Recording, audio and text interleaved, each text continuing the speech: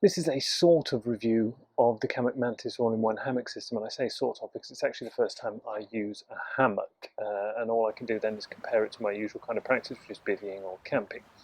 So I've been thinking for some time to get a hammock, so it was great to actually receive one from the guys over at Kammok, who could obviously read my mind.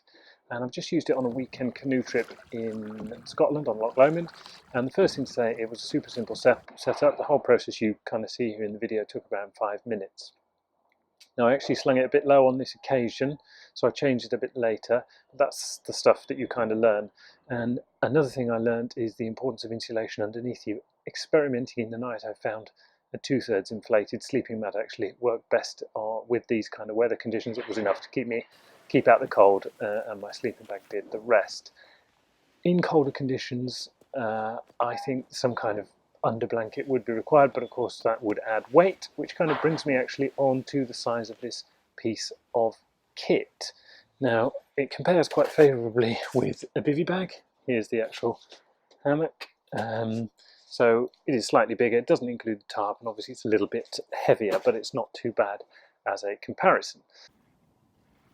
It is comfortable, but you have to find the right way to sleep in it if you're not used to these things. Lying diagonally is the best, something I found out with a little bit of trial and error. As for how I actually slept, well, pretty good. My sleeping mat was overinflated, as I mentioned before. I had to let out the air. I ended up letting out too much air in the middle of the night, having to reflate it.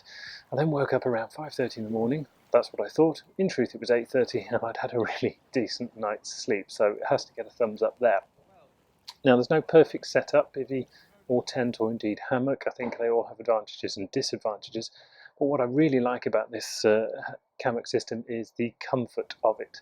Just sort of looking at the setting sun over the loch and falling asleep to the sight of the fire was absolutely delightful. It did rain in the night. The tarp, which I kind of have here as well, was really good. Kept out the rain.